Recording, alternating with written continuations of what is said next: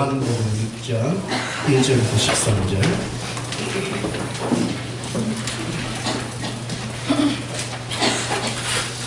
요한복음 6장 1절부터 13절.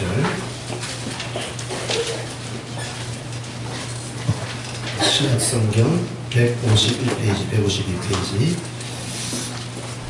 요한복음 6장 1절로 13절까지 말씀을 우리 한 절씩 교독하겠습니다. 그 후에 예수께서 디베랴의 갈릴리 바다 건너편으로 가시매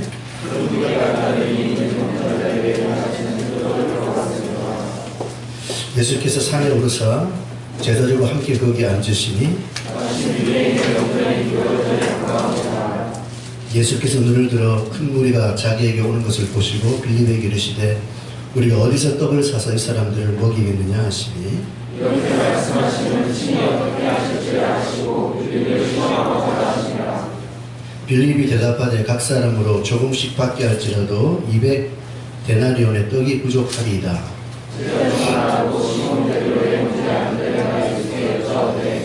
여기 한 아이가 있어 보리떡 5개와 물고기 2마리를 가지고 있나이다. 그러나 그것이 많은 사람에게 얼마나 되겠사옵나이까. 예수께서 이르시되 사람들과 하나님을 하시니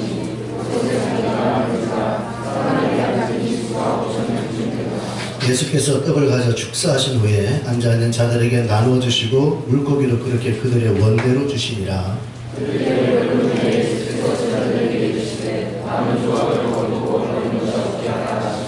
함께 했습니다. 이에 거두니 보리떡 5개로 먹고 남은 조각이 12바구니에 찼더라. 아멘. 자, 우리 민족의 명절, 이제 설날 연휴가 시작이 되어서 우리 5일간의 또 장장 긴 또 휴일을 보내게 되었는데요. 이미 설을 보내기 위해 가신 분들 많아서 오늘 자리가 많이 빕니다. 또 이제 아마 예배 끝나고 또 이렇게 이제 가실 분도 계실 것 같은데, 명절 연휴는 우리가 이제 오랜만에 만나는 가족과 형제와 친지들 만나는 즐거운 기쁨의 시간도 있지만, 우리 한편으로 영적으로 보면 자칫 잘못하면 예를 들면 우상숭배라든가 세상 풍속 또 여러 가지 사람들 만나서 이런저런 얘기하다 보면 자식 자랑, 남편 자랑, 돈 자랑 하다 보면 스트레스 막 받잖아요. 이런 것들 때문에 우리가 또 영적으로 침해를 당해서 영적 침체를 겪는 그런 아주 위험한 시기라고 볼 수 있기 때문에 여러분들이 어디 가더라도 우리 자신의 경건을 잘 지키시고, 또 우리가 믿지 않는 그런 친지와 가족들을 만날 때 여러분 지혜롭게 행동하셔서 항상 우리가 좀 손해보더라도 남의 유익을 구하는 그런 삶을 살아갈 수 있는 지혜롭고 경건한 명절을 보내시기를 부탁을 드립니다. 지난주에 우리는 이 주일날 하나님 말씀을 나누면서 저와 여러분 인생을 살아갈 때 우리가 여러 가지의 지배를 받는 삶을 사는데, 그 가운데 사람의 지배를 받는 사람 문제에 관한 말씀을 나누었죠. 우리가 살다 보면 본의 아니게 사람으로부터 어떤 상처를 받기도 하고 불편함을 겪기도 하고 사람으로 인해서 감정이 상하고 지배를 받을 때 저와 여러분은 사울처럼 그 사람을 주목하고 내 마음에 창을 들고 창을 던지면 결국 그 창에 의해서 내가 망하게 되지만, 저와 여러분이 다윗처럼 창을 드는 것이 아니라 수금을 들고 하나님을 찬양하며 하나님을 바라고 구하는 가운데 하나님의 임재 속에 들어가는 사람은 불편한 사람이 불쌍히 여겨지는 거예요. 불편함이 불쌍으로 바뀌어요. 그리고 반드시 하나님이 다윗은 가만히 있어도 왕이 되잖아요. 한 번도 다윗은 선거운동하고 돈 뿌린 적이 없어요. 가만히 있습니다. 하나님 말씀에 따라만 움직여요. 왕이 되잖아요. 되어지는 인생을 살아간다는 중요한 원리를 지난주에 이건 이론이 아니거든요. 이게 여러분의 삶에 실제가 돼요. 체험이다. 그게 신앙생활입니다. 그게 되어지니까 우리가 사람한테 자유한 거지, 그냥 여러분 듣기 좋으라고 그런 얘기하는 게 아니라는 것을 알고, 반드시 여러분 수금과 창이란 제목을 딱 여러분의 뇌 속에 탁 새겨놓고 불편한 삶의 문제가 오면 그대로 적용해 보세요. 되나 안 되나? 하나님 임재 속에 대한 답이 딱 나옵니다. 주님 만나면요, 결국은 뭐냐, 전부 다 주님 못 만나서 그래요.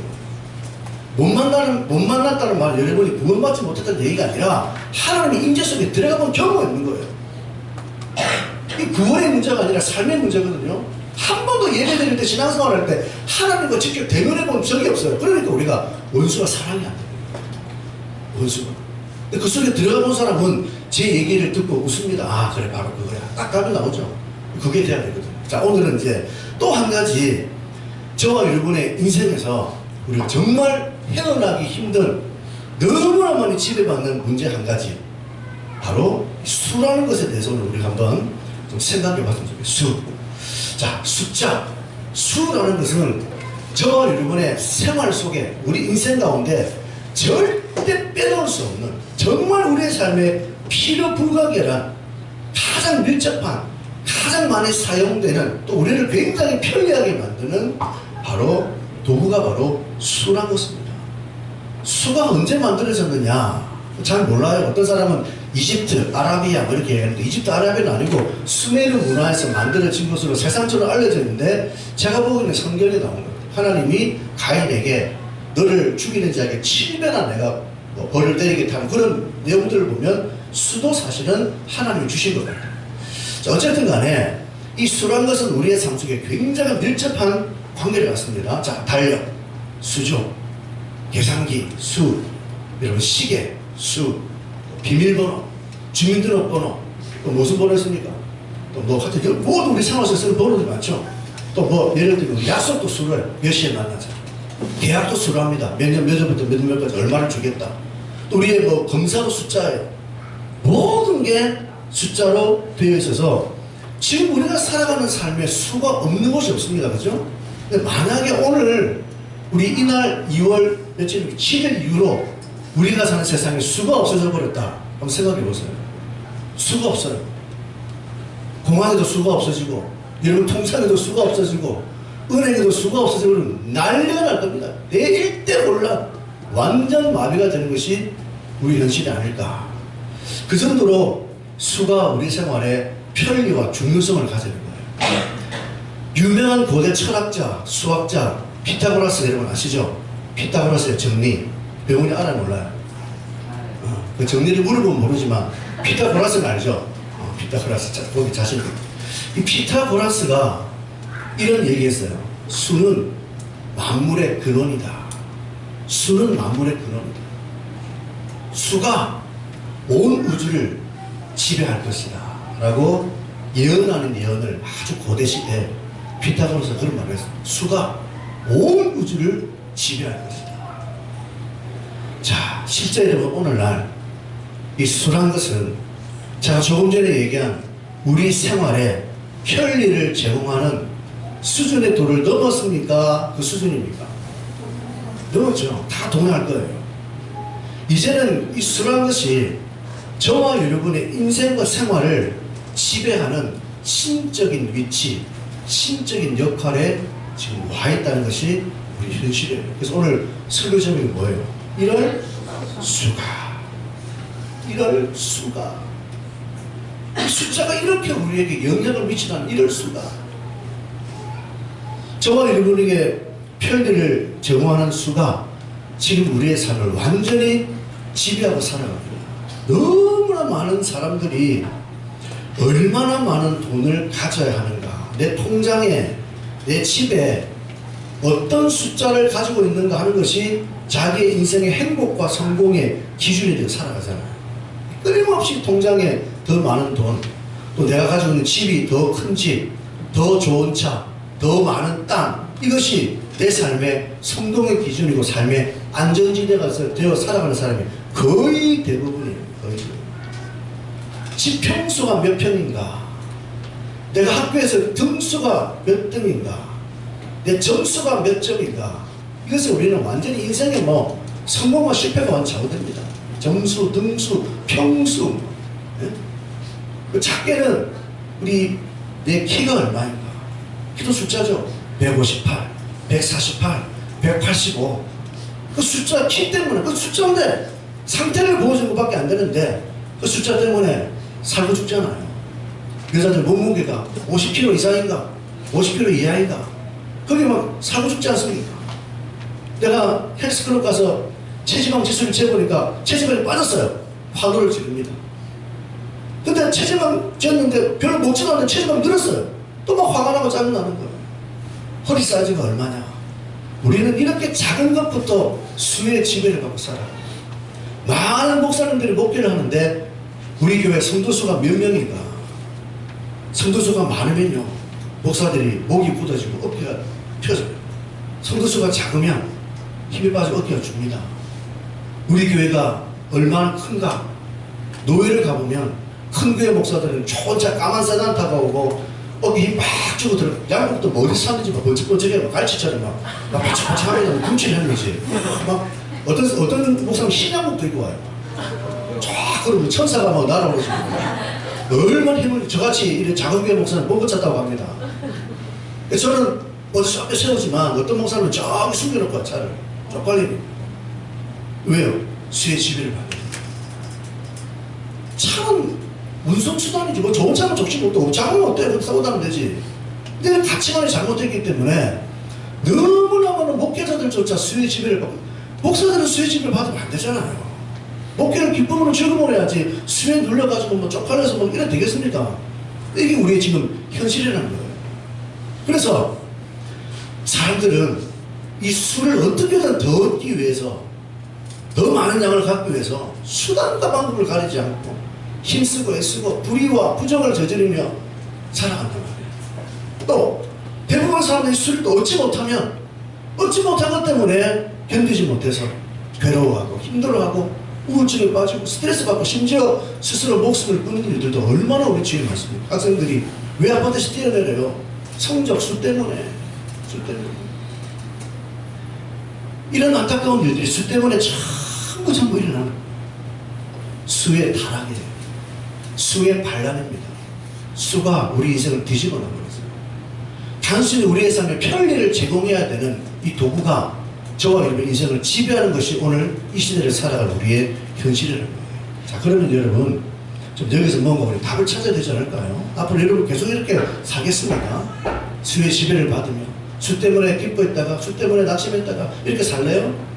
하나님은 저와 여러분이 지배를 받기를 원치 않으셔요. 왜? 우리는 지배를 하는 사람, 원래 신라권, 낙원에서 쫓겨나가기 전에 아담과 하와는요, 만물의 통치자, 날씨의 지배, 말의 지배, 돈의 지배, 감정의 지배, 죽음의 지배 받지 않는 게 인간 본연의 우리 원래 존재예요. 우리 가치가 얼마나 대단합니까? 천사보다 우리가 더 높아요. 어떤 분들은 천사를 막 숭배합니다. 오, 나의 천사시여. 웃기고 있네. 야, 이놈아, 천사 너 일로 와, 임마. 이거예요, 우리는. 아시겠어요? 야, 천사 이놈아, 너 일로 와. 요, 내 발 좀 닦아.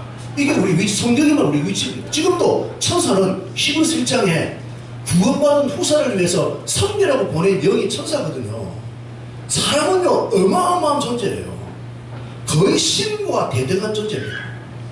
근데 우리가 하나님을 떠나서 우리의 권세와 특권과 영광을 다 잃어버리니까 모든 것을 다스려야 될 신적인 존재인 인간이 모든 것을 다스림 받잖아요. 지난주 사람의 다스림 받아요. 물질의 지배, 감정의 지배, 말의 지배, 그죠? 말 한마디 때문에 우리가 뭐 잠을 못 자잖아요. 오늘도 우리가 이런 수의 지배를 받으면 안 돼요. 하나님은 저와 여러분들을 예수님을 통해 회복시키셨기 때문에 이제는 회복된 존재, 신라군이 아니라 복나군이 된 존재로 우리가 살아야 되는데, 아직도 우리는 이 내게 주어진 권세와 능력을 몰라가지고 나는 이미 그런 권세가 주어졌는데 그걸 믿지 못하고 구사하지 못하니까 지금도 우리의 수의 지배를 받는 사람이 교회 안에 얼마나 많습니까? 하나님의 뜻이 아니라는 거죠. 그래서 오늘 저와 여러분은 하나님의 말씀을 통해 수의 지배를 이제는 받지 않고 수를 지배하고 다스리는 하나님의 백성으로서 우리가 원래 여러분의 위치를 회복하셔야 돼요. 오늘 읽은 말씀에는 바로 이 수의 지배에 관한 얘기가 기록이 되었습니다. 오늘 말씀은 여러분 너무 잘 아는 오병이어의 기적사건. 이 오병이어의 기적사건은 얼마나 중요하냐면 사복음서, 마태, 마가, 누가, 요 네 군데 다 기록이 되어 있어요. 예수님의 십자가, 예수님의 부활, 마태, 마가, 누가, 요한 다 기록되어 있죠. 그만큼 중요하다는, 하나님은 이 사건을 마태의 카메라로, 마가의 카메라로, 누가의 카메라로, 요한의 카메라로 다 찍어놓은 거예요. 왜? 그만큼 중요하니까. 여러분 우리가 중요한 사진 찍으면 한 장 안 찍습니다. 그죠?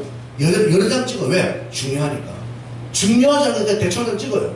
중요한 것은 많이 찍습니다. 하나님은 이 오병이어가 너무 중요하니까 마태의 카메라, 누가의 카메라, 요한의 카메라, 마가의 카메라 다 기록한 거예요. 자, 오늘 이 이야기를 통해 이 수의 지배를 당하지 않는 하나님의 원리를 오늘 여러분 붙잡아야 돼요. 자, 오늘 말씀은 어떤 이야기인가? 규사가 고기를 드시오. 땅이 뭐 보입니까? 고기를 드시오. 자, 이 이야기는 무슨 얘기냐면 여러분 잘 아시지만 예수님이 이제 말씀을, 병자를 고치고 산으로 올라가셨어요. 사복음서를 종합해서 이런 얘기입니다. 말씀, 이제 병자를 고치고 산으로 올라가셨는데, 많은 무리들이 예수님의 기적을 보고 호기심을 갖고 예수님 따라왔습니다. 그래서 예수님께서 말씀을 전하셨어요. 말씀을 전하셨는데, 시간이 한참 지나서 이제 어두운 시간이 이제 저녁이 되었어요. 근데 그곳은 빈들입니다. 군중들이 모이는데 먹을 게 없어요. 다 배고파서 어쩔 줄을 몰라요. 이때 예수님이 제자들에게, 야, 너희가 먹을 걸 줘라 라고 얘기했습니다. 예수님이 그 주위에 뭐 편의점도 없고 마트도 없어요. 아무것도 없어요. 근데 그걸 모르고 그랬겠습니까? 오늘 말씀에 제자들의 수준을 시험해 보시려고, 예, 너희가 먹을 걸 줘 그랬습니다. 그래서 예수님의 제자 가운데 한 사람인 필립이 딱 계산하는 거예요. 자, 지금 여기 모을 수 있잖아. 대충 여기 한 50명, 100명, 또 계산해보니까 한 남자 어린만 한 5,000명이에요. 그러면 남녀를 합하면 적게는 15,000, 2만 명까지 어마어마한 숫자가 모인 겁니다. 우리 경축구 경기장 하면 뭐 2만 명, 2만 명 모이잖아요. 엄청난 수죠. 그래서 이제 이 빌립이 막 계산기를 두드려가지고, 야, 이 사람들이 조금씩만 먹어도 얼마면 될까 해보니까 한 200데나리온. 우리 식으로 계산하면 한 데나리온이 일용 노동자, 노가다 하루 품삯이거든요. 뭐 좀 넉넉 잡고 10만원 잡으면 한 2천만원이죠. 맞습니까? 2천만원 정도의 돈이 필요하다고 얘기를 해요. 어디서 그걸 구하겠느냐. 계산했어요. 또 안드레는 계산은 안 하고 어떻게든 사람들에게 뭐 먹을 거 있어요? 뭐 꺼내보세요. 먹을 거 있어요? 뭐 있어요? 없어요? 있어요? 없어요? 있어요? 없어요? 없어요? 있어요? 없어요? 없어요? 찾다 보니까 이 어린아이 하나가 도시락을 빼끔 내놓네. 아, 그래, 줘봐. 뚜껑을 딱 열어보니까 그 안에 보리떡 5개, 물고기 2개밖에 없는 거예요. 그래서 예수님께 뚜껑을, 예수님, 이거 하나 있는데요. 이거 누구 코에 붙여요? 그랬습니다. 누구 코에 붙여요? 네 코에 붙여, 임마. 누구 코에 붙여요? 그래서 예수님께서 기가 막히다. 이거 가지고, 그것도 어른 도시락도 아니고, 어린아이 도시락고 지금 15,000명이 먹었는데 이거 어떻게 하겠습니까? 그러니까 안드레는 답답하죠. 회의적이죠. 누구 코에 붙여요? 그랬습니다. 그때 예수님이 가져와. 딱 예수님 앞에 놓고 하늘의 아버지께 감사기도, 축사하는 게 감사기도 하시고 제자들을 부르고 사람들에게, 야, 50명씩 100명씩 앉으라 그래. 뭐 밑에 것도 모르고 얘기했습니다. 야, 여러분 50명씩 앉아보세요. 100명씩 앉아보세요. 자, 이리 와. 제자를 부릅니다. 그러더니 광주리에다가 도시락에 있는 떡과 생선을 막 떼주시는데 5개 떡이 5개, 물고기 2마리입니다. 떡 5개 사놨다면 몇 개 남아야 돼? 4개 남아야 되잖아요. 근데 이거는요, 때도 때도 줄지 않는 거, 이게. 그래가지고 나중에 보니까 전부 다 배불리 먹고 예수님이 일부러 그럽니다. 야, 남는 거 버리지 말고 다 모아와. 왜? 보여주기 위해서. 남는 거 다 모아서 가져오니까 12광주리가 넘치도록 남았어요. 사람들이 다 배불리 먹고. 이건 여러분, 제가 성경을 우리는 보지만 뭐 요단강이 갈라지고 뭐 홍해가 갈라지는 것보다 제가 보기에 더 큰 기적입니다. 그렇습니까? 그렇습니다. 이 더 큰 기적이에요. 그래서 여러분, 4군데 다 기록해 놨다니까요. 어떻게 보면 사람이 죽은 거 사는 게 더 쉬워요. 생각해 보세요. 이게 어떻게 그렇게 나와요? 그래서 사람들이 그걸 보고 깜짝 놀란 거예요. 그래서 사람들이 저 사람을 임금 삼자. 예수님이 도망갑니다. 또 빠져나가죠. 오늘 저와 여러분, 이 오병이의 기적이 주는 이 의미가 뭔가 한번 잘 생각해 보셔야 돼요. 먼저 오늘 예수님의 제자인 빌립과 안드레의 반응을 한번 보세요. 너희가 먹을 걸 주라 그랬더니 빌립은 계산을 합니다. 이 사람들이 다 먹으려면 얼마나 많은 양식이 필요해. 계산해 보니까 200데나리온, 뭐 이거는 구할 수 없는 거야. 2천만 원이 아니라 2만 원도 구하기 힘든 상황, 200만 원도 구하기 힘든 상황이에요. 그래서 막 계산해가지고 해보니까 어마어마한 수의 부족함을 느끼고요. 그 다음에 안드레는 계산 안 하고 행동적이죠. 머리 굴리는 게 아니라 움직입니다. 움직여서 구해요. 수를, 더 많은 수를 구해봐야 어린아이 도시락 하나. 회의적이죠. 이거 누구 코에 붙이겠습니까? 이거 가지고 뭐 하겠어요? 아주 회의적 반응을 보였습니다. 그래서 오늘 이 예수님의 두 제자는 우리가 지금 보기에 수의 지배를 받고 있습니까? 받지 않고 있습니까? 수의 지배를 받아요. 오늘 저와 여러분도 인생을 살아갈 때 오늘 본문에 등장하는 빌립처럼 여러분 인생을 살아갈 때 우리가 계산기를 얼마나 두드리며 우리 학생들이 이제 새학기가 시작이 되면 내 학비를 어디서 마련하지? 내 용돈을 어디서 마련하지? 계산기를 두드릴 수밖에 없고, 우리 어른들 인생을 살아갈 때, 야, 지금 우리 생활비가 얼마 필요한데 내가 받는 월급은 이것밖에 안 돼. 내가 버는 돈은 저것밖에 안 돼. 어떻게 생활비를 우리가 충당해 나가고 자식들 교육자금, 노후자금 이거 어떻게 나갈지 끊임없이 계산기를 두드리고 살아간다는 얘기죠. 거기에 우리가 오늘 이 빌립처럼 지배를 받으면 저와 여러분도 동일하게 지배를 받는 자가 되는 거예요. 심지어 어떤 사람은 이런 것들 때문에 신앙을 뒤로하고 살기도 사는 사람도 있잖아요. 또 어떤 사람들은 오늘 등장하는 이 안드레처럼 자기의 몸을 움직여서 끊임없이 구하려고 애를 써요. 하지만 채워지지 않으니까 수에 만족하지 못하고 염려와 근심과 불안과 걱정 속에 살아가는 사람들이 우리 중에 얼마나 많습니까? 이것이 바로 수의 지배를 받는 자의 모습이라는 거예요. 근데 오늘 본문에 등장하는 주인공은 예수님은 자, 이런 수의 지배 아래 있는 이들의 현실 속에 어떤 걸 보여줍니까? 어린아이 도시락 가지고 와. 하찮은 도시락 하나, 쓸모없는 도시락 하나 딱 가져놓고 예수님이 축사하시고 사람들에게 떡을 나눠주니까 남자만 5천, 남녀노소 1만 5천, 약 2만 명이 먹고도 12광주리가 넘는 어마어마한 기적을 예수님의 제자들과 모인 무리들에게 보여줬죠. 이 사건 의미가 뭐냐? 예수님은 수의 지배를 받는 분이 아니라 수의 창조자, 수의 통치자, 수의 주권자, 수를 만드는 분이에요.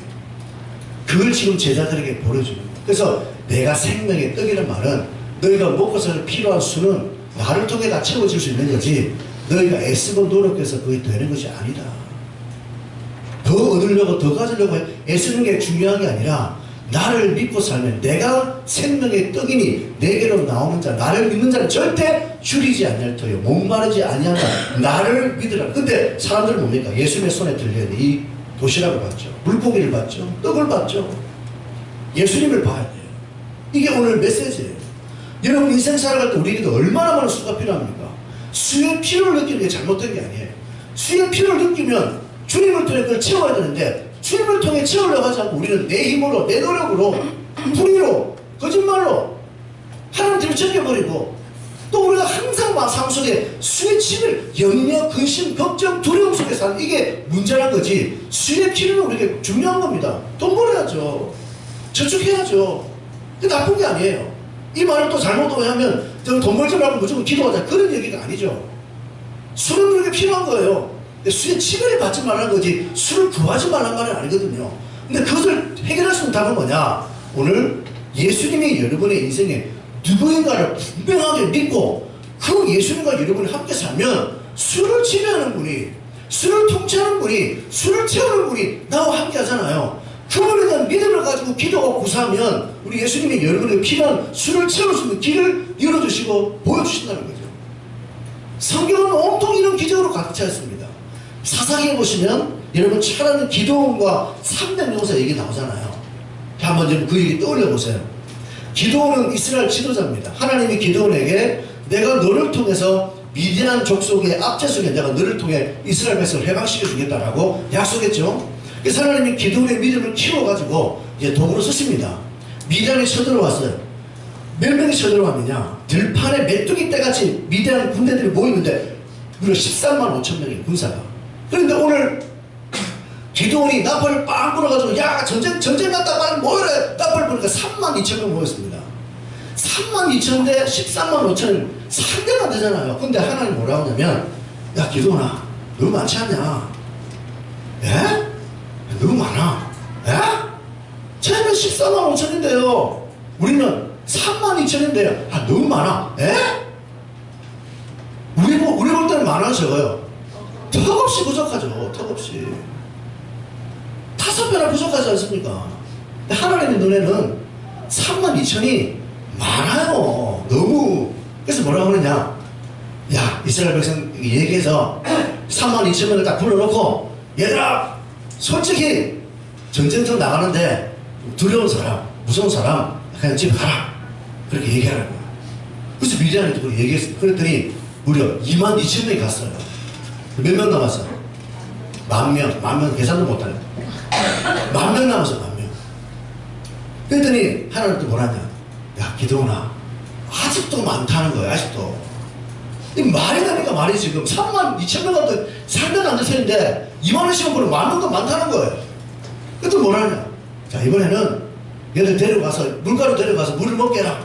물을 먹을 때 개처럼 땅바닥에 엎드려서 이렇게 핥아 먹는 사람하고 무릎을 딱 꿇고 물을 떠먹는 사람하고 한번 숫자를 한번 뽑아봐. 그랬더니 개처럼 핥아 먹는 사람은 9,700명, 무릎을 꿇고 먹는 사람은 300명. 그래서 하나님이 9,700명 보내 300명을 남겼어요. 그랬더니 어떤 목사님들 설교를 뭐라느냐? 자, 여러분 보십시오. 하나님께서 10,000명의 용사를 시험하시는데 9,700명은 개처럼 핥아먹고 이 먹는 물에 정신 빠져가지고 개처럼 먹다 보면 적군이 오는 것을 볼 수가 없습니다. 그러나 300명의 용사는 항상 사소를 경계하기 위해 무릎을 꿇고 손으로 물을 떠서 먹는 이 준비된 사람, 준비된 300명을 하나님이 쓰실 것입니다. 믿습니까? 아멘! 이런 개떡 같은 설교가 어딨습니까? 그걸 또 은혜를 받아가지고 성경 그래 보면 그게 전부 뭐냐? 중심이 사람이잖아. 사람, 준비된 사람. 하나님은 준비된 사람, 손으로 물 떠먹고 사주 경계하는 사람을 찾는 것이 아니라 소수를 모으는. 왜? 왜 지금 빼요 사람을? 싸울 사람을 찾는 게 아니에요. 하나님의 영광을 드러낼 목적으로 싸우는 거다. 그 성경이 뭐라냐면 처음에 하나님이 32,000명 가운데 22,000명 보낼 때 뭐라냐면 이래가지고 너가 싸워 이기면 반드시 니들이 스스로 우리가 이스라엘을 구원했다 할까봐 내가 싫다. 그 얘기하셔요. 기도원에게. 너가 이래가지고 싸워 이기면 야 우리가 잘했어 전쟁 이겼다 말할까 나 듣기 싫으니까 보내라 그랬거든요. 하나님의 목적은 지금 왜 사람을 줄이느냐? 그 이유는 준비된 사람을 뽑기 위한 것이 아니라 소수를 원하는 거예요. 9,700명 가. 300명 남았어요. 300명을 데리고 기도하고 싸우랍니다. 이게 말이나 될 법한 일입니까? 135,000인데 그것도 이들이 전쟁터에 나갈 때 무슨 무기를 들고 나갔어요? 창 하나 칼 하나 없이 나가라 그랬어요. 항아리 횃불 나팔 창도 없고 칼도 없고 아무것도 없어요. 항아리 횃불 나팔 말이나 됩니까? 근데 하나님은 그렇게 나가는 거예요. 근데 이 기도원이 하나님께 훈련을 받아가지고 이제 확실한 임마누엘 하나님이 나와 함께 한다는 확신을 가졌기 때문에 이 명령에 순종하죠. 그래서 저는 기도원도 대단하지만 이 300명의 용사도 대단한 겁니다.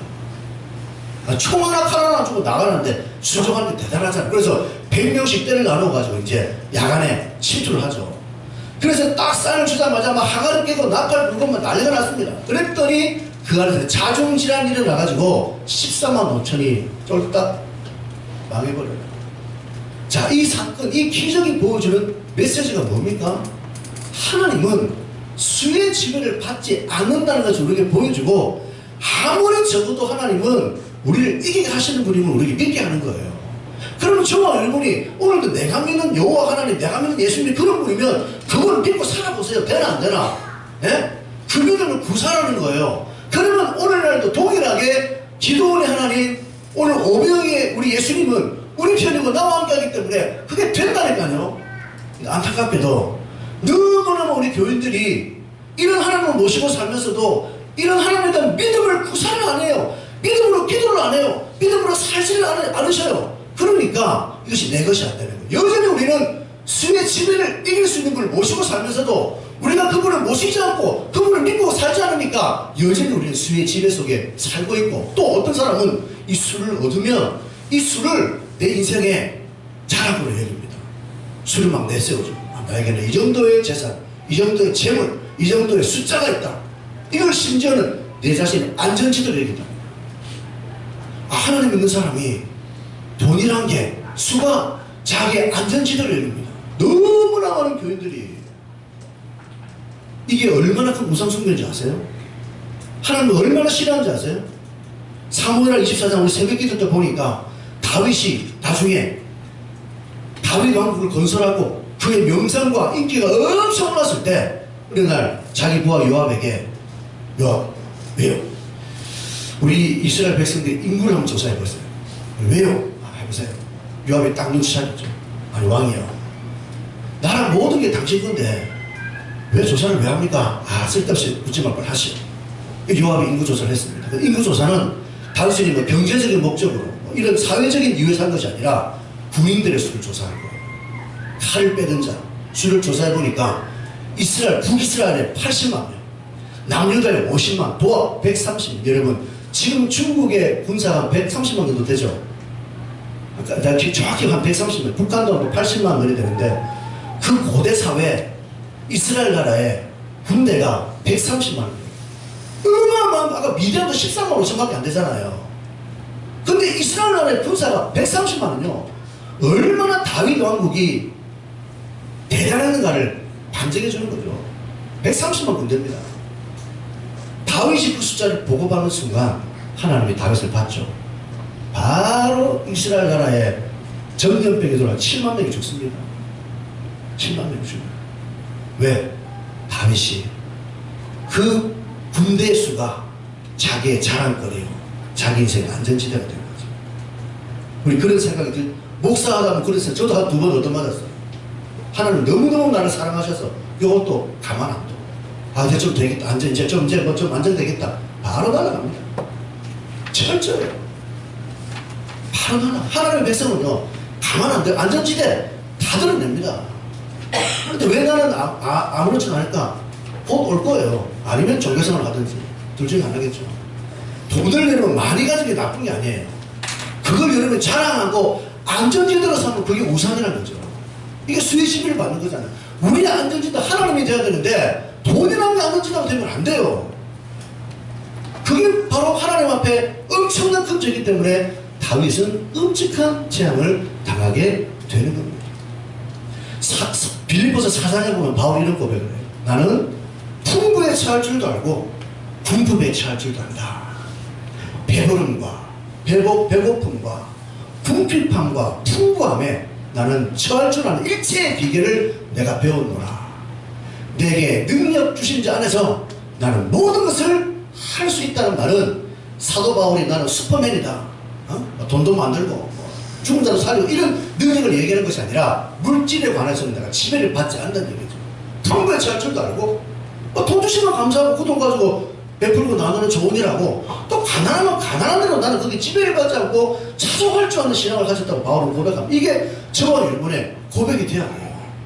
예수 믿는 사람은 절대 돈의 지배를 받는다는 거예요. 풍부에 처하면 그것이 너무너무 감사해서 그것까지도 좋은 일하고 살아생전에 베풀고 나누세요. 많은 사람이 유로 주세요. 또 자기 또 필요한 거 쓰세요. 성경에 여러분 제목과는요, 뭡니까 이거 청결한 게 아니에요. 청결한 게 아니라 내게 주어진 거 쓰고 베푸는 겁니다. 근데 문제는 뭐냐면 나만을 위해 쓰고 나도 안 쓰고 모아놓는 게 죄죠. 나중에 죽을 때 기부금 내잖아요. 그건 그것도 아는 것보다 낫겠지만 그건 지혜로운 거 아니에요. 왜 죽을 때 냅니까? 살았을 때 왜 못 내요? 그 돈이 안전지대니까. 그죠? 베푸릅니다. 그 돈이 안전지대니까 못 내놓잖아요. 죽을 때 이제 천국 가야 되는데 그때서는 물론 그것도 안 내는 것도 낫겠지만 그 중심은 하나님이 아니라는 거죠. 우리는 있으면 그렇게 살고 없으면 없는 대로 살아. 왜? 내게 능력 주시는 예수 안에서는 내가 모든 것을 할 수 있으니까 지배를 안 받는다는 거예요. 이게 저와 여러분의 삶이 되셔야 돼요. 오늘 성경은 우리 이것을 답을 주잖아요. 너희가 오병이의 기적을 일으킨 예수님이 지금 정말 너와 함께 한다면 그 예수님과 함께 살고 그 믿음을 가지고 기도하고 그 믿음으로 삶에 순종으로 살아가면 하나님이 여러분의 삶에 필요한 모든 것들을 공급해 주셔서 수의 지배를 받지 않습니다. 근데 문제는 우리가 하나님 말씀대로 안 살아요. 안 믿어요. 순종을 안 해요. 자꾸 여러분 피우고 술술을 부리죠. 내 깨가더라고 내 계산 들어가거든요. 이게 안 되는 거예요. 여러분 우리 교회 한번 보세요. 15년 동안 우리 교회는 한 번도 재정적으로 안정된 적이 한 번도 없습니다. 처음부터 교회가 세워질 때 돈 있는 사람이 온 것도 없고 아무것도 없이 맨 땅에 시멘트 바닥에 교회가 세웠어요. 정말 시멘트 바닥에 시작했습니다. 아무것도 없었어요. 교회 계약했는데 이거 없어요. 그러니까 시멘트 바닥이에요. 아무것도 없이 시작해서 지금까지 15년 동안 이 교회는 한 번도 물질에 부양을 누려본 적이 없어요. 정말 일용할 양식으로 살아옵니다. 근데 한 번도 우리는 수의 지배를 안 받아봤어요. 지금도 보세요. 교회의 60% 70%가 10대 20대예요. 어떻게 교회가 버텨내겠습니까? 70%가 10대 20대인데 어떻게 교회가 운영되겠어요? 물론 여러분의 기도와 도움이지만 중요한 건 뭐냐면 교회가 수의 지배를 받지 않고 예수님을 정말 주인으로 모시고 살려고 애랬으면 우리는 완벽하지 못하겠지만 우리의 방향성과 중심이 어떻게 예수님 교회 머리, 교회 주인 그렇게 살면 우리가 말씀대로 살려고 애랬으니까 주님이 책임준다는 거죠. 너희는 먼저 근하라 은혜를 구하라. 그러면 내가 이 모든 것을 더하시리라. 오늘 말씀대로 수의 지배를 받지 않고 살려고 애랬으면 수의 수를 지배하는 우리 예수님이 우리를 채우신다. 제가 목회할 때마다 가끔씩 그런 얘기를 듣습니다. 성도들 가운데 뭐 자기가 싫어가지고 교회를 떠나는 집사님 권사님 계시잖아요. 그러면 이제 교회를 나가면 제가 한 번은 딱 불러서 얘기해요. 어느 것이 옳고 그르고 얘기하는데 그 다음은 절대 제가 얘기 안 합니다. 뭐 오라 말라. 한번 딱 어느 것이 옳다. 집사님 이렇게 권사님들이 얘기하거든요. 근데 이제 어느 성도가 딱 나갔어요. 다른 집사님이 저기 딱 오셔가지고 뭐라고 고민하냐. 목사님 저분이 나가시면 교회가 어떻게 되겠습니까? 저분이 교회 지금 11조를 얼마를 했는데 저분하고 저분 가족들이 나가면 교회가 쉽게 말해서 운영이 되겠느냐. 80만원 100만원씩 이렇게 헌금을 하는데 교회가 운영이 되겠느냐 그 얘기죠. 그럼 제가 예를 들어서 집사님 그렇네요. 정말 큰일 났네요. 저 어떻게 가서 좀 잡아야 되지 않을까요? 그럼 일단 우리 제가 갈 테니까 직접 또 내려가고 그다음에 수요일날 권사님 가고 해가지고 어떻게든 붙잡읍시다.